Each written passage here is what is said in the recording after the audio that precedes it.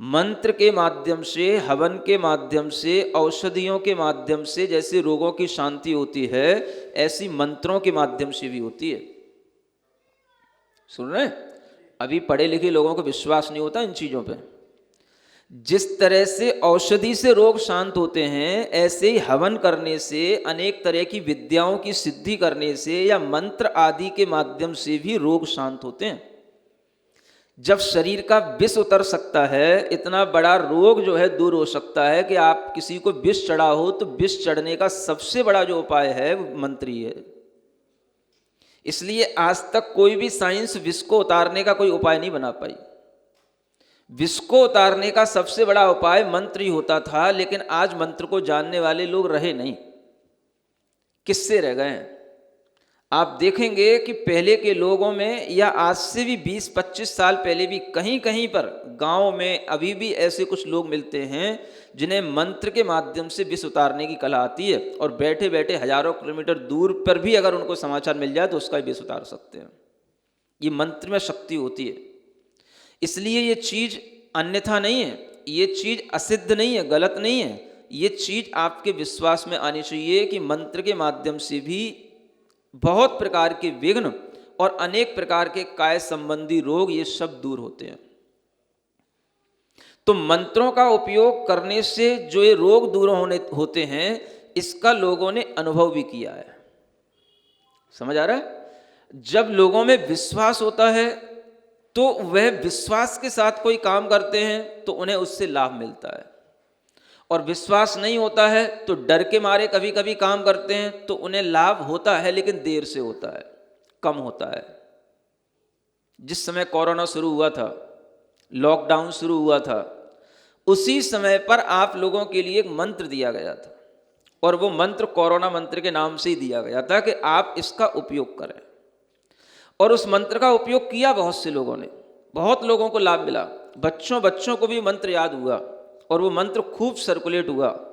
क्या मंत्र था? समझ आ रहा है? वो शांतिनाथ भगवान के द्वारा वो जो शांति कारक जो मंत्र है, उनकी स्तुति में वो वही उसी से संबंधित था। बताओ क्या मंत्र था? ओम ह्रीम अर्हम अस्या उषा नमः सर्व रोग शांतिम कुरु कुरु स्वाहा। समझ आ रहा है? ये मंत्र है। आपके अंदर भक्ति हो, विश्वास हो, तो ये मंत्र बहुत काम करता है। और बहुत से लोगों ने इस मंत्र के माध्यम से बड़े बड़े जो उनके सामने उपद्रव आए, कोरोना वगैरह भी आया, उससे उन्होंने निजात पाई। ओम ह्रीम अर्हम अस्या उषा नमः।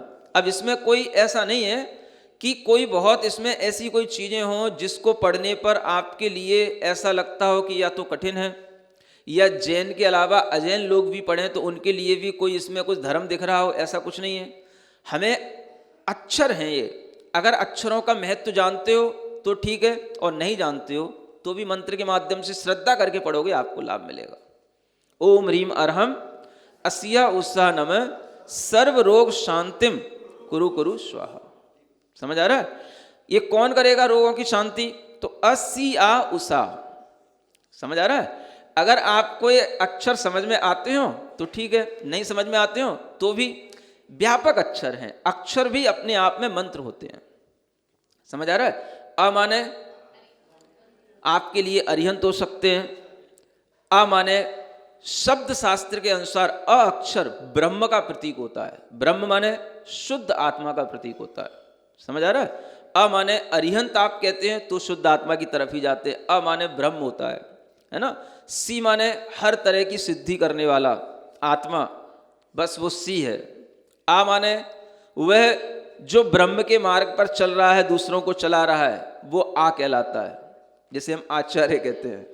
उ माने चाहे आपके लिए वह उमापति हो, चाहे उपाध्याय हो, चाहे उमा स्वामी हो। समझ आ रहा है? वो क्या है? वो ऊ के रूप में है। और सा माने जो साधना करते हैं वो सब सा में आ जाते हैं। आपके लिए वो साधु हो, कोई साधु को नहीं जानता तो साधना करे सो साधु। समझ आ रहा है? व्यापक है ये। व्यापक दृष्टिकोण से देखो, जैन अजैन सबके लाभ के लिए है। ओम ह्रीम अर्हम अस्या उषा नमः सर्व रोग शांतिम कुरु कुरु स्वाहा, और इससे लाभ मिलता है।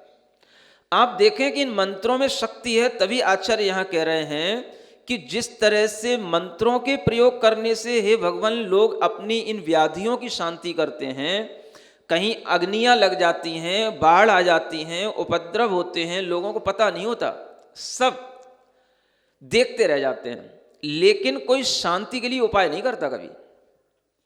समझ आ रहा? कभी आप ऐसा कर सकते हो? आपको पता ही नहीं है, क्योंकि आपके अंदर विश्वास ही नहीं है। इसलिए कभी कोई उपद्रव जब होते हैं तो रुकते नहीं है। समझ आ रहा है? ये उपद्रव रुकते हैं, आपके अंदर विश्वास होना चाहिए, आपके अंदर ये भाव होना चाहिए कि ये उपद्रव रुकने के लिए हमें इन मंत्रों का आलम्बन लेना है, तो उपद्रव रुकते हैं।